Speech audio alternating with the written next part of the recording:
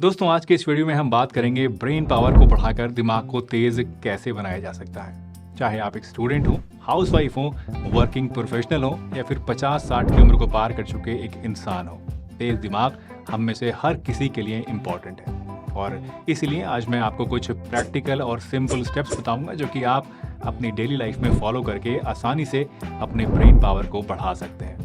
दोस्तों, क्या आपको भी कभी कभी लगता है कि छोटी छोटी चीज़ें याद करने में अब आपको मुश्किल होती है? आप चीज़ों को भूलने लगे हैं, जैसे कि गाड़ी की चाबी कहाँ रखी थी या किसी का फ़ोन नंबर, या दिन ढलते ढलते कभी आपको लगता है कि आपका दिमाग अब काम करना बंद कर चुका है। अगर हाँ, तो जान लीजिए कि ये प्रॉब्लम से दोस्तों सिर्फ आपके साथ नहीं है, ये प्रॉब्लम हम सभी के साथ होती है और इसका सबसे बड़ा रीज़न है हमारे दिमाग के ऊपर पड़ने वाला ओवरवेलमिंग लोड।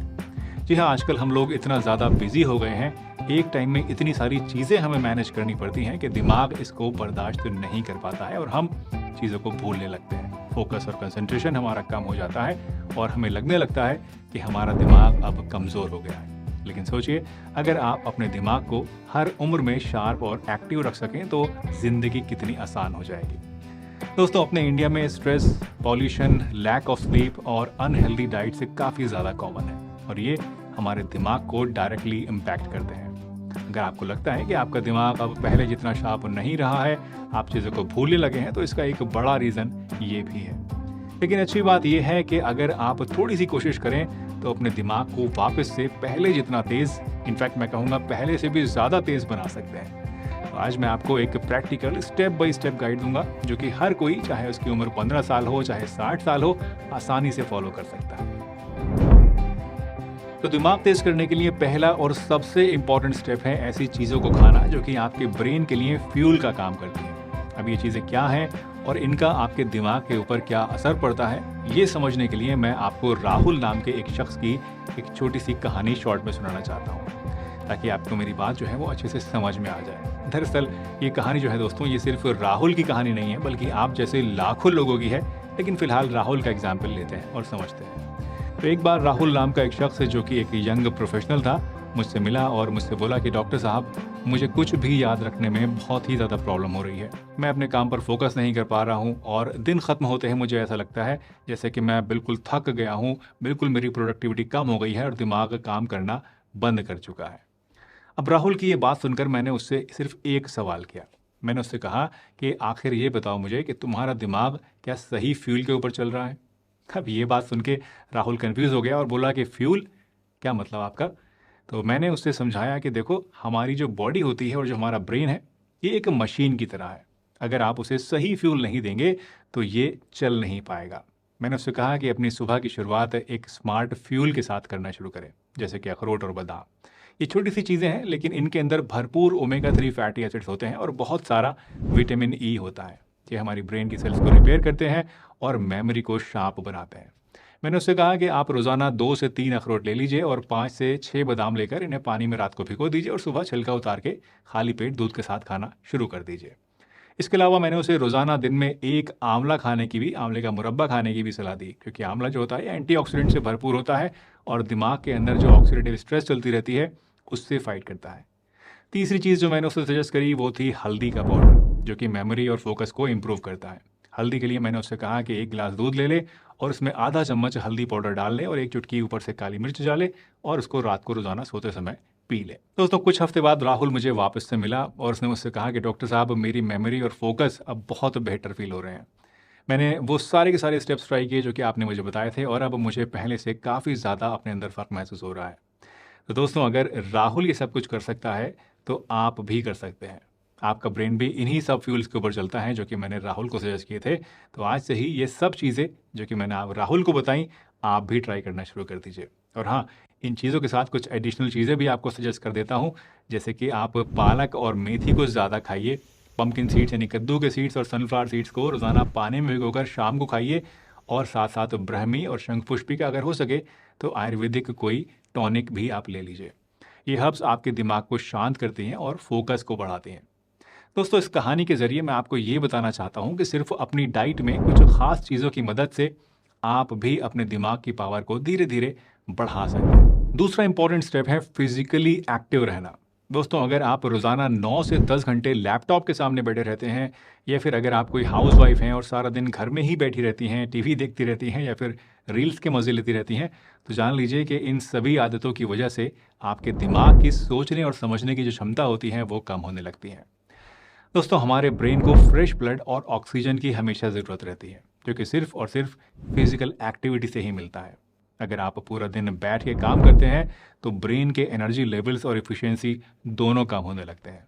इसलिए अगर आप अपने दिमाग को हर उम्र के अंदर शार्प बनाए रखना चाहते हैं, दिमाग की ताकत को बढ़ाना चाहते हैं, मेमोरी को इम्प्रूव करना चाहते हैं, तो आज से ही फिजिकल एक्टिविटी की शुरुआत कर दीजिए।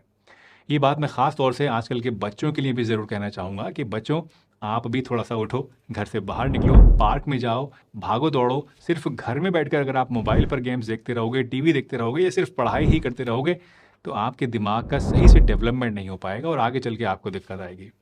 शुरुआत दोस्तों आप 15 मिनट की मॉर्निंग वॉक से कर सकते हैं और फिर धीरे धीरे अपनी ड्यूरेशन को, अपनी स्पीड को आप बढ़ाते रह सकते हैं। इसी तरह से योगा भी किया जा सकता है, जैसे कि सर्वांगासन और शवासन। ये आसन आपके मेमोरी और फोकस के लिए बहुत ही बढ़िया होते हैं और स्ट्रेस को भी इंस्टेंटली कम करते हैं। लास्टली एक और बहुत ज़रूरी एक्सरसाइज है जिसको अक्सर हम लोग निगलेक्ट कर देते हैं, जो कि है लाइट स्ट्रेंथ ट्रेनिंग। जब आप बॉडी वेट एक्सरसाइजेस करते हैं, वेट लिफ्ट करते हैं, तो एक केमिकल रिलीज होता है जिसे हम BDNF यानी ब्रेन डिराइव्ड न्यूरोट्रॉफिक फैक्टर कहते हैं। ये आपके ब्रेन सेल के लिए फर्टिलाइजर का यानी खाद का काम करता है, जिससे कि दिमाग शार्प होता है और स्ट्रेस कम होती है। वैसे यहाँ ये ध्यान आपको रखना है दोस्तों कि बहुत ज़्यादा वेट उठाने की ज़रूरत आपको नहीं है, बहुत हैवी लिफ्टिंग की ज़रूरत नहीं है। अपनी स्ट्रेंथ और कंफर्ट के हिसाब से आप हल्के वेट से शुरुआत कर सकते हैं और जैसे जैसे बॉडी में स्ट्रेंथ बढ़ने लगे, इन वेट्स को आप थोड़ा थोड़ा बढ़ा भी सकते हैं। और अगर वेट से आपके पास नहीं है, जिम जाने का टाइम नहीं है, तो आप बॉडी वेट एक्सरसाइजेज जैसे कि पुशअप्स, सिटअप्स, लंजेस या फिर स्क्वाट्स भी कर सकते हैं। ये भी इक्वली इफेक्टिव एक्सरसाइजेज है। तो हर दिन कम से कम 30 मिनट की एक्टिविटी का कमिटमेंट आप ज़रूर कीजिए और उसके बाद सलमान खान बन जाइए कि बस अब मैंने कमिटमेंट कर दी, अब मैं अपने आप की भी नहीं सुनूंगा। एक बार जो मैंने कमिटमेंट कर दी, उसके बाद तो मैं खुद की भी नहीं सुनता। और उसके बाद इनको रेगुलरली फॉलो कीजिए, रिलीजियसली फॉलो करिए और देखिए कि इससे आपके दिमाग के ऊपर कितना ज़्यादा पॉजिटिव इफेक्ट आता है। तीसरा स्टेप है मेंटल स्टिमुलेशन। जी हाँ, जिस तरह से आपकी बॉडी और मसल्स के लिए वर्कआउट ज़रूरी है, वैसे ही दिमाग को स्ट्रांग बनाने के लिए दिमागी कसरत ज़रूरी है। अगर आप अपने ब्रेन को चैलेंज नहीं देते हैं तो वो भी एक लेज़ी मसल की तरह कमज़ोर और स्लो हो जाता है। इसलिए रोज़ाना कुछ ना कुछ ऐसा ट्राई करना जिससे आपके दिमाग को मेहनत करनी पड़े, एनालिसिस करना पड़े बिना स्ट्रेस लिए, ये बहुत ज़रूरी है।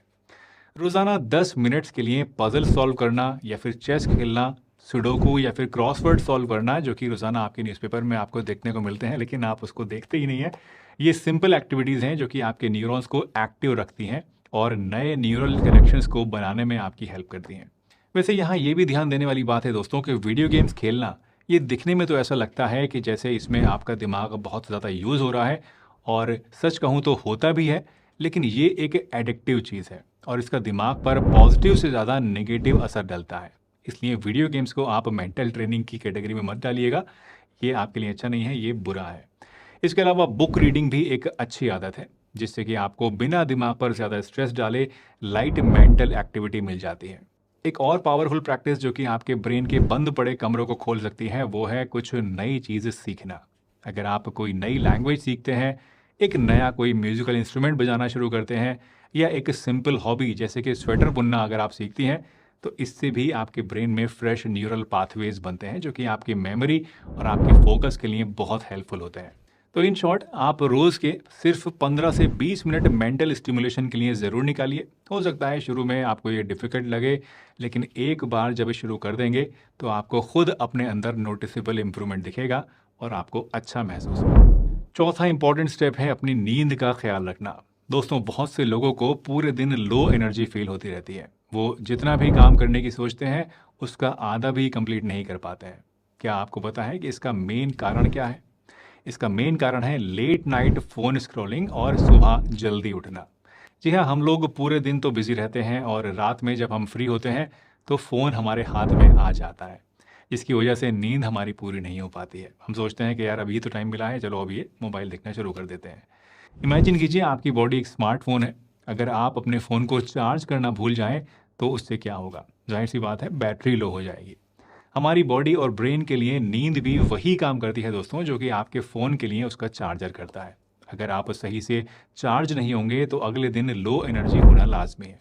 इसलिए अगर आप चाहते हैं कि दिन में आपकी एनर्जी लो ना हो और आपका दिमाग सही से काम करता रहे, तो एक फिक्स्ड स्लीप शेड्यूल ज़रूर बनाएं। रोज़ एक ही टाइम पर सोने जाएं और एक ही टाइम पर उठने की आदत डालें। हमारी बॉडी का एक इंटरनल क्लॉक होता है जिसे सर्केडियन रिदम कहते हैं। अगर आप उस रिदम को डिस्टर्ब करते हैं तो ना सिर्फ आपकी एनर्जी बल्कि आपकी मेमोरी और फोकस भी इफेक्ट होता है। अब आप में से बहुत से लोग कहेंगे कि डॉक्टर साहब, हमें तो रात को बिना फ़ोन स्क्रॉल किए नींद ही नहीं आती है, हम क्या करें? अब अगर आपके साथ दोस्तों ऐसा हो रहा है तो आपको फ़ौरन ये आदत बदलने की ज़रूरत है। सोने से 1 से 2 घंटा पहले अपने स्क्रीन्स को स्विच ऑफ ज़रूर कर दीजिए और उसकी जगह कोई बुक पढ़िए। जी हाँ दोस्तों, बुक पढ़ना नींद लाने के लिए बहुत ही बढ़िया चीज़ है। इससे आपका ब्रेन रिलैक्स होता है और नींद आती है। वैसे आप चाहें तो एक गिलास गर्म दूध के अंदर 1 चुटकी जायफल पाउडर या फिर ब्राह्मी पाउडर मिलाकर भी रात को सोते टाइम आप पी सकते हैं। इससे भी आपका ब्रेन काम होता है और आपको नींद अच्छी आती है। दोस्तों, इन छोटी छोटी हैबिट्स यानी ब्रेन फ्रेंडली फूड्स को डाइट में शामिल करना, रेगुलर फिजिकल एक्टिविटी करना, मेंटल चैलेंजेस अपने आप को देना और अच्छी नींद को अपनाना अपने दिमाग को तेज़ बनाने के लिए बहुत ही ज़रूरी है। याद रखिएगा, दिमाग को तेज़ करने के लिए कोई जादुई फॉर्मूला नहीं है, इसलिए आपको होलिस्टिक अप्रोच के साथ इन सभी स्टेप्स को थोड़ा थोड़ा फॉलो करना होगा, तभी आप हर उम्र में अपने दिमाग को शार्प और फोकस्ड रख पाएंगे।